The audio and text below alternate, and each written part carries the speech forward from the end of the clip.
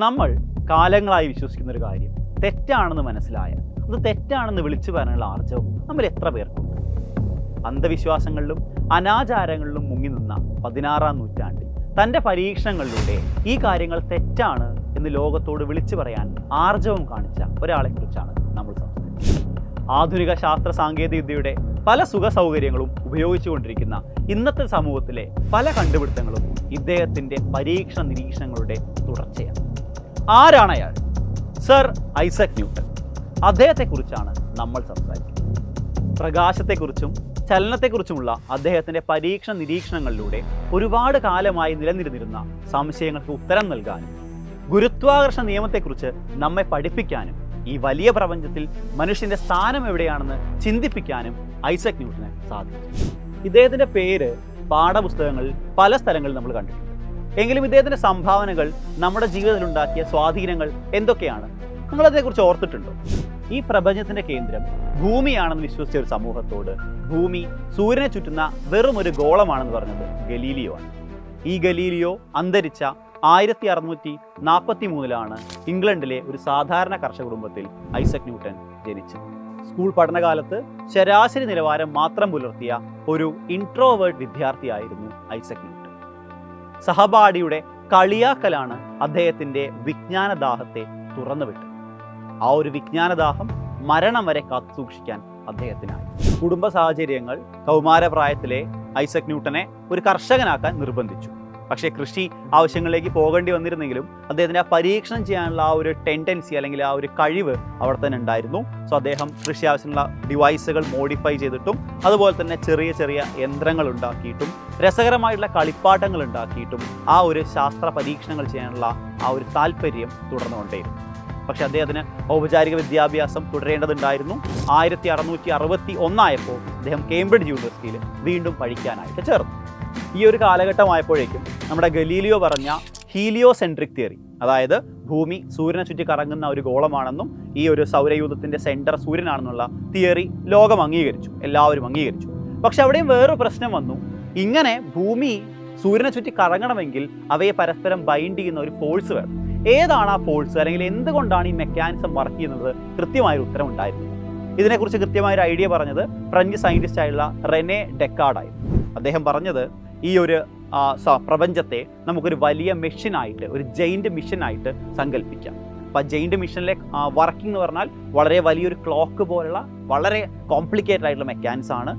ആ ഒരു മെക്കാനിസം വെച്ചാണ് സൂര്യന് ചുറ്റും ഭൂമിയും ഭൂമിക്ക് ചുറ്റും ചന്ദ്രനും കറങ്ങുന്നത് എന്നാണ് നമ്മുടെ സയൻറ്റിസ്റ്റ് പറഞ്ഞത്, റെനെ ഡെക്കാർഡ് പറഞ്ഞു. പക്ഷേ ഈ ഒരു കാര്യം സമ്മതിച്ചു കൊടുക്കാൻ, സ്വന്തം പരീക്ഷണശാലയിൽ പരീക്ഷണത്തിലൂടെ കാണിക്കാൻ കഴിയുന്ന ഒരു കാര്യമല്ല.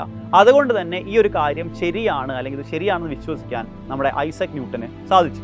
ഇദ്ദേഹം ഇത് എങ്ങനെ ചിന്തിക്കാം അല്ലെങ്കിൽ എങ്ങനെ എക്സ്പ്ലെയിൻ ചെയ്യാനുള്ള കാര്യം ഒരുപാട് കാലമായിട്ട് ചിന്തിച്ച് നടക്കുകയായിരുന്നു. ആ സമയത്താണ് വളരെ ഫേമസ് ആയിട്ടുള്ള നമ്മുടെ ആപ്പിളിൻ്റെ കഥ വരുന്നത്. ന്യൂട്ടനും ആപ്പിളും വളരെ ഫേമസ് ആണ്, അല്ലേ? സോ ആപ്പിളിനെ കുറിച്ച് പറയുകയാണെങ്കിൽ ലോകത്തെ മാറ്റിമറിച്ച 3 ആപ്പിളുകളാണുള്ളത്. ആദ്യത്തെ ആപ്പിൾ നമ്മുടെ വിലക്കപ്പെട്ട കനി, അല്ലെ? ആദം കഴിച്ച വിലക്കപ്പെട്ട കനിയാണ്. രണ്ടാമത്തെ ആപ്പിളാണ് നമ്മുടെ സ്വന്തം നമ്മുടെ ന്യൂട്ടൻ്റെ ഈ ആപ്പിൾ. മൂന്നാമത്തെ ആപ്പിൾ നമുക്ക് എല്ലാവർക്കും അറിയാം, ആപ്പിൾ പ്രൊഡക്റ്റ് സ്റ്റീവ് ജോബ്സിൻ്റെ. സോ ബാക്ക് ടു നമ്മുടെ ആപ്പിൾ, ന്യൂട്ടൻ്റെ ആപ്പിളിലേക്ക് വരുന്നത്. എങ്ങനെയാണ് ഈ ആപ്പിളിൻ്റെ കാര്യം വെച്ചിട്ട് ഈ ഒരു ഭൂമി കറങ്ങണ കാര്യം നമ്മുടെ ന്യൂട്ടൺ പറഞ്ഞത്? സിമ്പിളായിരുന്നു കാര്യം. നിങ്ങളെല്ലാവരും വിചാരിക്കുന്ന പോലെ, അല്ലെങ്കിൽ നമുക്ക് അറിയുന്ന പോലെ ആപ്പിള് ന്യൂട്ടനെ തലേക്കൊന്നും വീണിട്ടില്ല. ആക്ച്വലി ന്യൂട്ടൺ ഈ കാര്യങ്ങളൊക്കെ ചിന്തിച്ച് പരീക്ഷാലയ്ക്ക് പുറത്തിറങ്ങി അദ്ദേഹം റെസ്റ്റ് ചെയ്യാൻ വേണ്ടിയിട്ട് ഒരു ആപ്പിൾ മരത്തിൻ്റെ താഴെ ഇരുന്നു. ആ സമയത്ത് ഒരു ആപ്പിൾ സൈഡിലൂടെ വീണു. അദ്ദേഹം ആ ആപ്പിൾ വീണത് കാണാനിടയായി. അദ്ദേഹം ചിന്തിച്ചു, എങ്ങനെയായിരിക്കാം ഈ ആപ്പിൾ താഴേക്ക് വീഴുന്നത്? ആപ്പിൾ താഴേക്ക് വീഴണമെങ്കിൽ ഉറപ്പായിട്ടും ആപ്പിളിനെ ഭൂമി അട്രാക്ട് ചെയ്യുന്നുണ്ട്, അല്ലെങ്കിൽ ആപ്പിൾ താഴേക്ക് വീഴാനുള്ള കാരണം ഭൂമി അതിനെ അട്രാക്ട് ചെയ്തതാണ്. സോ ഇതുപോലെ മാസുള്ള എല്ലാ ബോഡീസും, ഈ യൂണിവേഴ്സിലെ മാസുള്ള എല്ലാ ബോഡീസും പരസ്പരം അട്രാക്ട് ചെയ്യുന്നുള്ള വളരെ ഫേമസ് ആയിട്ടുള്ള യൂണിവേഴ്സൽ ലോ ഓഫ് ഗ്രാവിറ്റേഷൻ ഇവിടെ നിന്നാണ് നമ്മുടെ ന്യൂട്ടൺ ഡെവലപ്പ് ചെയ്യുന്നത്, അല്ലേ? ഈ ഒരു യൂണിവേഴ്സൽ ഗ്രാവിറ്റേഷൻ ലോ അല്ലെങ്കിൽ ഈ അട്രാക്റ്റീവ് ഫോഴ്സ് വെച്ചിട്ടാണ് ഈ പ്രപഞ്ചത്തിലെ എല്ലാ കാര്യങ്ങളും, നമ്മൾ പറഞ്ഞ സണ്ണായാലും അതുപോലെ തന്നെ എർത്തായാലും മൂണായാലും എല്ലാവരും ആ സിസ്റ്റത്തിൽ നിൽക്കുന്നതും ആ മോഷൻ ഉണ്ടാകുന്നു. സോ ആ ഒരു കാര്യത്തിന് കൃത്യമായിട്ട് എക്സ്പ്ലനേഷൻ നൽകാൻ നമ്മുടെ ന്യൂട്ടന് സാധിച്ചു. ഗ്രാവിറ്റേഷണൽ തിയറിയിൽ മാത്രമല്ല, കാൽക്കുലസ്, മാത്തമാറ്റിക്സിലെ കാൽക്കുലസിലും നമ്മുടെ ന്യൂട്ടൺ ഒരുപാട് കാര്യങ്ങൾ സംഭാവന ചെയ്തിട്ടുണ്ട്. കാൽക്കുലസ് എന്ന് പറഞ്ഞാൽ നമ്മളെല്ലാവരും പേടിപ്പെടുത്തുന്ന കാര്യങ്ങൾ, ഡിഫറൻസിയേഷനും ഇൻറ്റഗ്രേഷനും ഒക്കെ ഉള്ള കാര്യങ്ങൾ. ഇതിൻ്റെ ബേസിക് ഐഡിയ തുടങ്ങിയത് ന്യൂട്ടൺ ആണെന്നും പറയുന്നുണ്ട്, ലെബനീസ് എന്ന് പറഞ്ഞ സയൻറ്റിസ്റ്റ് ആണെന്നും പറയുന്നുണ്ട്. അപ്പം ന്യൂട്ടൺ, ലെബനീസ് രണ്ടുപേരിലും ആരാണ് ഇത് കാര്യം കണ്ടുപിടിച്ചെന്നൊരു കോൺസ്പിറസി അവിടെ നിൽക്കുന്നുണ്ട്. അവിടെ നിൽക്കട്ടെ, തൽക്കാലം നമ്മൾ എങ്ങനെയാണ് ന്യൂട്ടൺ ഈ കാര്യം പറഞ്ഞത് നോക്കാം. ഒന്നുമില്ല, നമുക്കറിയാം ആപ്പിൾ താഴേക്ക് വരുന്ന സമയത്ത് അതിൻ്റെ സ്പീഡ് കൂടിക്കൊണ്ടിരിക്കുകയാണ്, ഒരു ആക്സിലറേറ്റഡ് മോഷനാണ് അല്ലേ. അപ്പോൾ ഓരോ ഇൻസ്റ്റൻറ്റിലും അതിൻ്റെ വെലോസിറ്റി കണ്ടുപിടിക്കാൻ ഇൻഫൈനൈറ്റിസിമലി സ്മോൾ എന്ന് പറഞ്ഞ ഒരു കോൺസെപ്റ്റ് അദ്ദേഹം കൊണ്ടുവന്നു. ഇതിൻ്റെ ബേസിക്കിലാണ് നമ്മുടെ കാൽക്കുലസ് ഡെവലപ്പ് ചെയ്യുന്നത്. ഒപ്റ്റിക്സിലും ന്യൂട്ടൻ്റെ സംഭാവനകൾ അടിപൊളി തന്നെയാണ്. ഏറ്റവും ബേസിക് ആയിട്ടുള്ള കാര്യമാണ് white light consist of 7 colours. നമ്മളെ വൈറ്റ് ലൈറ്റിനെ സ്പ്ലിറ്റ് ചെയ്ത് കഴിഞ്ഞാൽ വിബ്ജിയോർ എന്ന് പറയുന്ന violet, IndiGo, blue, green, yellow, orange, red ഈ 7 കളറുകളും കിട്ടും എന്ന് കണ്ടുപിടിച്ചത് നമ്മുടെ ഐസക് ന്യൂട്ടൺ തന്നെയാണ്. സോ എങ്ങനെയാണ് ആ പരീക്ഷണം ചെയ്തത്? നമ്മൾ ഇതിന് മുന്നേയും കണ്ടിട്ടുണ്ട്. വെള്ളം വാട്ടർ ഡ്രോപ്സിലൂടെ വരുന്ന സമയത്ത് സ്പ്ലിറ്റിംഗ് കാണും. പക്ഷെ ആദ്യമല്ല നമ്മൾ വിചാരിച്ചത് ഈ വാട്ടർ ഡ്രോപ്പിൻ്റെ പ്രത്യേക പ്രോപ്പർട്ടിയാണ്, അല്ലെങ്കിൽ വാട്ടർ ഡ്രോപ്പിലെ കളറുകളാണ് നമ്മൾ കാണുന്നത് എന്നാണ് വിചാരിച്ചത്.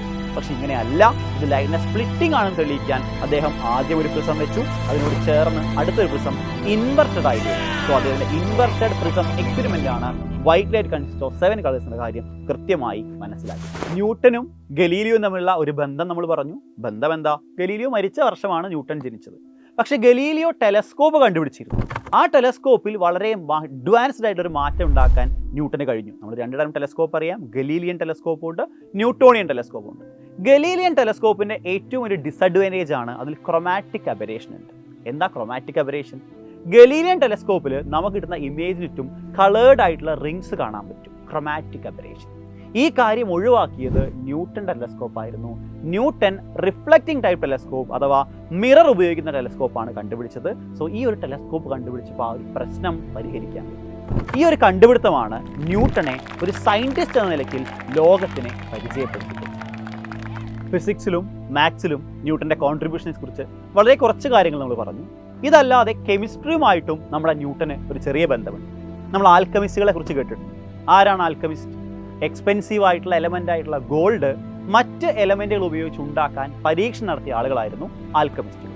ഇവരുടെ അതേ പരീക്ഷണത്തിൽ നമ്മുടെ ന്യൂട്ടനും പങ്കുചേർന്നു.